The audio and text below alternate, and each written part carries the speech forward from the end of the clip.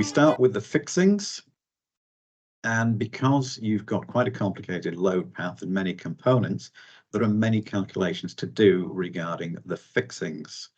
So we start with the fixings between the roof sheets and the battens. Then if we've got E-span, we're using a clip into aluminium battens. We've also got the fixings between the battens and the top skin of the SIP.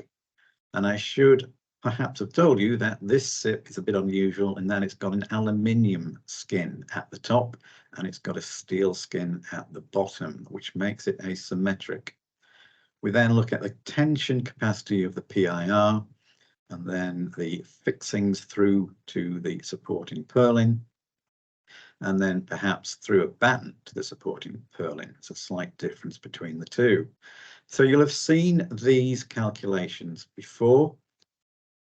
And this is a roof sheet to the batten, and we pop out with a design tension capacity based on the thickness of the material we're using. So as before, in this case, we've got a little matrix. It's a very small one-dimensional matrix or an array with two values. So our skin can either be 0.4 or 0.55 millimeters thick. So that gives you the two values here for the pull-over capacity, 1.93 or 2.65. Okay, then we move on to the aluminium battens. And you'll see that the pull-out of the aluminium dominates because we're using a 6060T6 aluminium, which is not a particularly strong aluminium. Then we look at the clips to the batten for the E-span sheets, and then we come out with a capacity of 1.12, and again the aluminium pull-out dominates. Looking at the batten to the panel, first look at steel battens to the aluminium skin. And surprise, surprise, the aluminium pull-out dominates. Sometimes we will use these in pairs, or perhaps to get up to the equivalent for a steel, we'll put them into sixes. Looking at different size screws, going from gauge 6 to gauge 14 screws, we end up with the capacity ranging from 0.18 kilonewtons to the 0.33 kilonewtons. Looking at the capacity of the fixings in aluminium battens and aluminium skin, we can get the similar calculation, and surprise, surprise, the aluminium dominates again.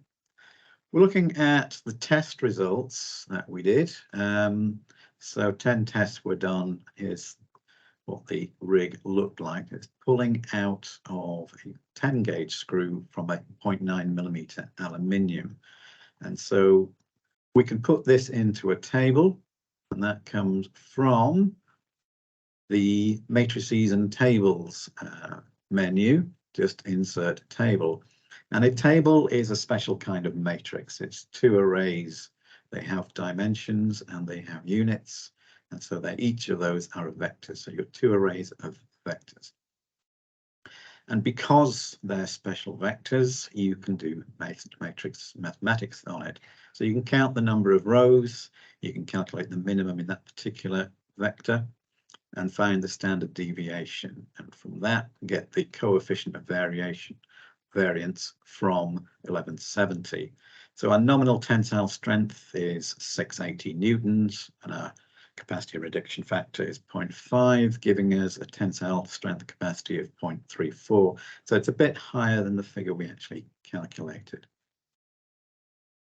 Looking at the PIR, again, there was some testing done on the strength of the PIR in tension, and normally we will try to avoid tension in the PIR. So the test results are here. They just did 3 test results. Again, the coefficient of variation is quite small because the test results are all quite close together. And that gives us a nominal tensile capacity of 899 newtons. Because the contact area was 100 by 100, we end up with a tensile stress of 90 kPa.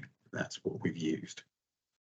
And this is a look at the test rig of these PIR samples. Moving on, you've got the capacity of the panel to the purlin. Now remember, the top skin of this panel is actually aluminium, so that's likely to be the weakest link. Again, we're using self-tapping screws, 14 gauge, so we can pull those down. We have a pullover force of 0.48 kilonewtons. So again, aluminium is going to be the weak link in this situation. The pull out, well, that's pulled down from before, and that's not dominating there, but for various thickness, here is another table. So you've got thicknesses here from 1 millimeter to 1.8 millimeters with the ongoing tensile strength as 520 or 480, depending on the thickness. And we put that into an equation, and it's the same sort of equation that we've used before to calculate the pull out capacity from the sheet, but this time we're doing it on a vector. And the way we can do that is to use the matrix operator to vectorize that sum. Okay. Then we go on to battens to purlins, same sort of input and same sort of output. So in this case, your pull out capacity varies as it did above. So this is the steel batten. It's likely to be a top hat style section. And we're also doing an aluminium batten. And the aluminium batten looks like a channel. And we do the same sort of thing, but this time in aluminium, and we come out with a design capacity for the pull out.